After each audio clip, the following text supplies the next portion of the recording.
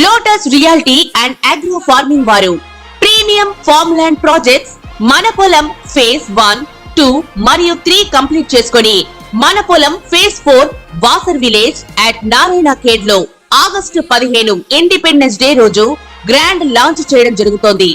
Launching మరియు independence day సందర్భంగా 5 guntas land out rate లో బుక్ చేసుకున్న వారికి 1,50,000 రూపాయల డిస్కౌంట్ తో పాటు 2 గ్రాముల గోల్డ్ ఫ్రీగా ఇస్తున్నారు. పూర్తి వివరాలకు సంప్రదించండి. మనకి లక్ష్మీదేవి అంటే అందరికి ఇష్టం. ఆ లక్ష్మీదేవి అనుగ్రహం పొంది మీరంతా కూడా కోటీశ్వర్లు కావాలంటే మనం సింపుల్ మెథడ్స్ ఏరుకుంటాం. సాధారణం అది.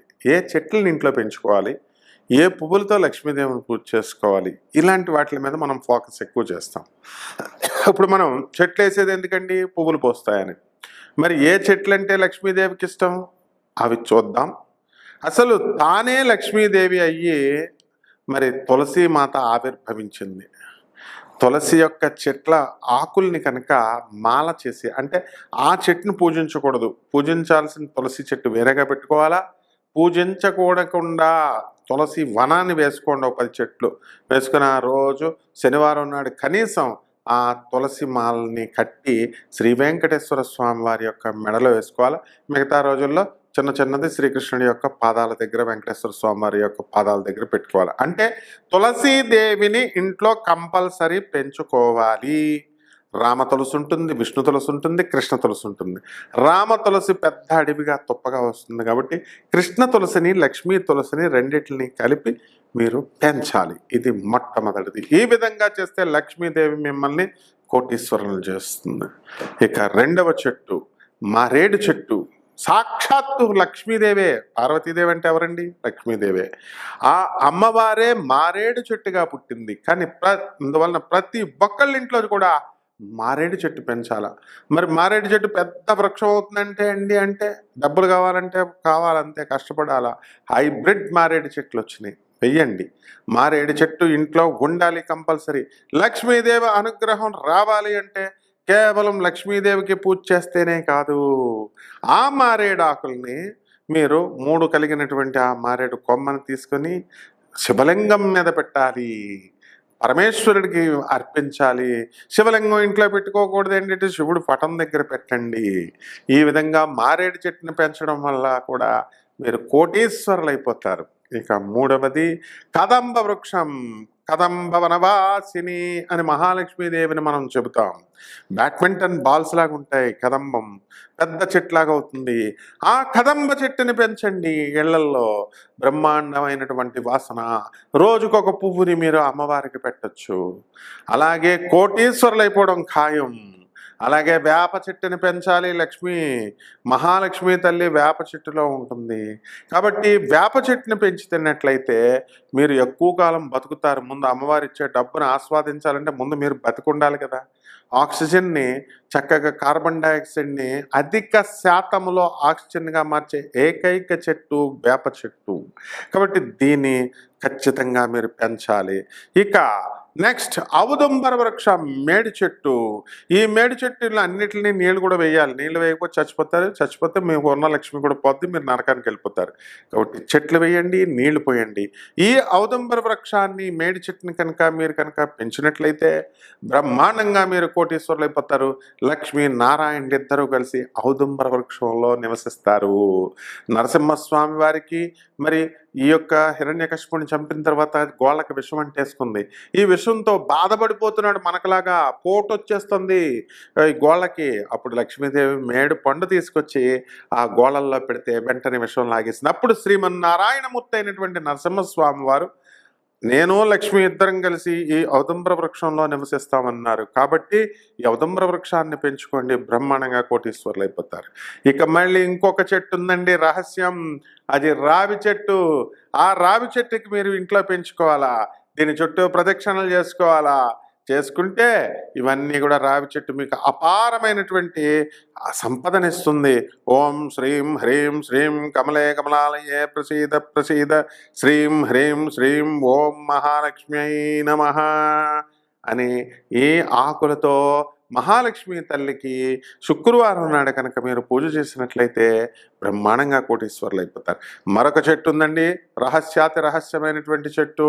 అది తామర పుష్పాన్ని మీ ఇంట్లో పెంచుకోండి, స్విమ్మింగ్ పూల్ లాగా పెట్టుకోండి, ఒక కొలం లాగా పెట్టుకొని లోటస్ తామర పువ్వులు కానీ కలవ పువ్వులు కానీ ఈ చెట్టుల్ని కనుక మీరు పెంచినట్లయితే అపార కుబేరులైపోతారు. అంతేకాదు బ్రహ్మ కపాలం పువ్వు, ఆ కలవ పువ్వు అది హిమాచల్ ప్రదేశ్లో దొరికేటటువంటి ఆ పుష్పాన్ని బ్రహ్మ పుష్పం అంటాం. అది తీసుకొచ్చి మీరు ఇప్పుడు అందరూ పెంచుకుంటున్నారు హైదరాబాద్లో. ఆ పువ్వు కనుక మీ ఇంట్లో పూసినట్లయితే రాత్రికి రాత్రే మీరు కోటీశ్వరులు అయిపోతారనమాట, అందులో డౌట్ లేదు. కాబట్టి నెక్స్ట్ ఫేజ్ ఈ చెట్లను ఫస్ట్ బ్యాచ్ పెంచండి. నెక్స్ట్ బ్యాచ్ చెట్లు లక్ష్మీదేవి ఏంటన్నది మనం నెక్స్ట్ వీడియోలో చెప్పుకుందాం. శుభమస్తు. మిథున రాశి. ఈ మిథున రాశి వారికి ఈ యొక్క అమావాస్య తర్వాత ఆషాఢ మాసంలో బ్రహ్మాండంగా ఉంటుంది. వ్యయంలో ఉన్నటువంటి గురుబలం వల్ల మీరు లోన్లీగా ఫీల్ అవుతారు. మరి భర్త ఉద్యోగంకి వెళ్ళిపోయిన తర్వాత భర్త మాట్లాడడం లేదని మరి మీ అమ్మగారి బుర్రో మీ నాన్నగారి బుర్రో మీ భర్త ఫ్రెండ్స్ బుర్రలో ఫోన్లు కొట్టి బుర్రలు తినేస్తూ ఉంటారనమాట ఈ మిథున రాశి వాళ్ళు. కాబట్టి ఇదంతా కూడా రాహు బలం, రాహు యొక్క శక్తి వలన మీకు మానసికంగా కాస్త వైకల్యం అనేటటువంటిది కలుగుతుంది. అర్ధాష్టమ కేతుగ్రహ ప్రభావం వలన మీరేం చేస్తారండి, అంతా కూడా అన్ని వసతులు ఉన్నప్పటికీ కూడా కేవలము మీరు మీ మాటే నెగ్గాలి అని చెప్పి ఎవరు కూడా అందరూ కూడా మిమ్మల్ని వదిలేసి వెళ్ళిపోతే డిప్రెషన్కి వెళతారు. మళ్ళీ ఆ డిప్రెషన్ పోగొట్టడానికి కొత్త కొత్త బకరాలను ఎదురు చూసుకుంటూ ఉంటారన్నమాట.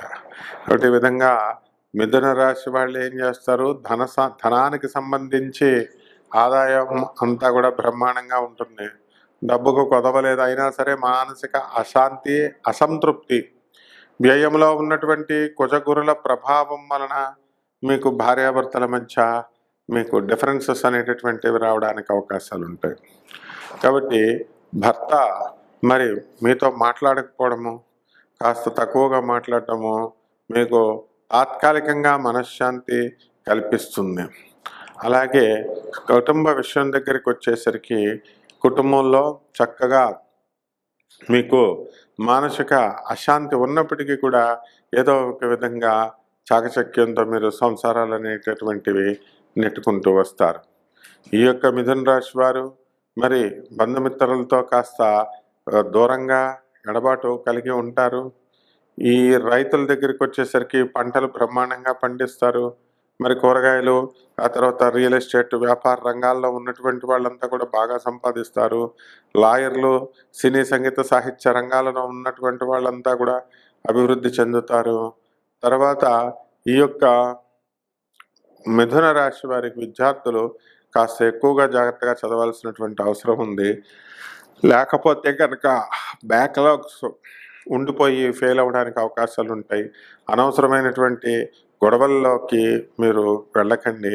మీ మోసపూరితమైనటువంటి వైఖరిని మార్చుకోవడానికి ప్రయత్నించండి. అప్పుడు ఏ విధమైనటువంటి ఈ యొక్క ప్రాబ్లమ్స్ అనేటటువంటివి ఈ రాశి వాళ్ళకి రావు. గురువు యొక్క బలం లేకపోవడం వలన కాస్త అశాంతి అనేటటువంటిది మీకు కనబడుతుంది. అలాగే ఈ యొక్క రవి శుక్రగ్రహాల ప్రభావం వలన మీకు బంగారం అనేటటువంటిది ఒంటి మీద ఉన్నటువంటిది తక్కువ ధర రావడానికి అవకాశాలు ఉంటాయి. లేదా మీరు ఒక వస్తువు, బంగారపు వస్తువుని కనుక మీరు కొనాలి అని అనుకున్నట్లయితే మరి ఆ రేట్లన్నీ కూడా ఎక్కువ అయిపోవడం అనేటటువంటిది జరుగుతుంది. రెమెడీస్. మరి ఈ యొక్క మీ జాతకం ఈ ఆషాఢ మాసం తర్వాత ఇంకా బాగుండాలి అంటే ఏం చేయాలి అంటే పంచమహాకాళికలలో ఒకటైనటువంటి బగళాముఖి అమ్మవారి యొక్క హోమం చేసుకోండి. ఓం బగళాముఖ్యై నమః అనేటటువంటి మహామంత్రాన్ని జపించండి. మరి ఇది అసలే ఆషాఢ మాసం, బోనాలు పట్టుకెళ్ళండి. అక్కడ ఉన్నటువంటి మీ ఇళ్ళ దగ్గర ఉన్నటువంటి ఆంధ్రాలో కానీ మరి తెలంగాణలో కానీ ఏ అమ్మవారికైనా ప్రసాదం పట్టుకెళ్ళడమే బోనము. కుండ నెత్తి మీద పెట్టండి, అమ్మవారికి నైవేద్యాలు పట్టుకెళ్ళండి, అమ్మవారి గుడికి 108 ప్రదక్షిణాలు చేయండి. ఏ అమ్మవారైనా సరే ఆ యొక్క ఈ యొక్క బోనాలని మహానివేదన్ని మీరు అమ్మవారికి సమర్పించండి. అలాగే మీ ఇంట్లో బగళాముఖి అమ్మవారి యొక్క హోమం చేయించుకోవండి. తర్వాత జపము కంపల్సరీ. మీరు చిన్నమస్తాదేవి యొక్క జపము కనీసము రోజుకి 108 సార్లు, ఉదయము మళ్ళీ సాయంత్రము 108 సార్లు జపము జపమాలతో చేసుకోండి. మీరు అనుకున్నవన్నీ కూడా సక్సెస్ అవుతారు. ఏ పనైనా సరే అపనిందలు పోతాయి మీ మీద. తర్వాత రావి చెట్టు చుట్టూ తిరగండి. రావి చెట్టు చుట్టూ నీళ్లు పోస్తూ మరి దానికి 21 సార్లు ప్రదక్షిణలు చేయండి. ఈ విధంగా చేయండి. అసాధ్యమైనటువంటి పనులు ఏవి ఉండవు. మరి మీరు అనుకున్నది ఎంతకాలంగా మీరు అనుకుంటున్నారు నాకు ఈ పని అవ్వడం లేదండి. బిల్స్ కాంట్రాక్టర్లు ఎవరైతే ఉన్నారో గవర్నమెంట్ నుంచి రావాల్సినటువంటి బిల్స్ అన్నీ కూడా వచ్చేస్తాయి.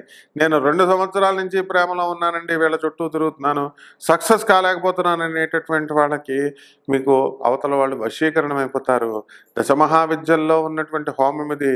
కుంకుమార్చనతో క్రీమ్ క్రీమ్ క్రీమ్ అంటూ మీరు అమ్మవారి యొక్క ఆ యొక్క యంత్రం పైన కానీ, అమ్మవారి యొక్క పాదపద్మాల దగ్గర కానీ, ఆ చిన్నమస్తాదేవి యొక్క పాదాల దగ్గర కుంకుమార్చన చేయండి. మీరు అనుకున్నది మీరు సాధిస్తారు.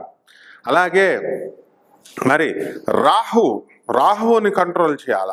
మినుముల్ని, కిలోంపావు మినుముల్ని, ఆవుపేడ రంగు ఉన్నటువంటి వస్త్రాల్ని పేద బ్రాహ్మణులకి దానం చేయండి. అది కూడా శనివారం కరెక్ట్గా ఉదయం 8 గంటలకు చేయాల. మరి అలాగే చక్కగా నవగ్రహాల చుట్టూ ప్రదక్షిణ చేయండి. ప్రదక్షిణ చేసి మీరు మనల్ని చక్కగా ఈ యొక్క రాహుకి ఓం రాహవే నమః అనేటటువంటి మహామంత్రంతో మీరు జపం చేయడం ద్వారా ఈ రాశి వారందరూ కూడా బ్రహ్మాండంగా వృద్ధిలోకి వస్తారు. ఈ నెల మీరు విజయాల్ని చవిచూస్తారు.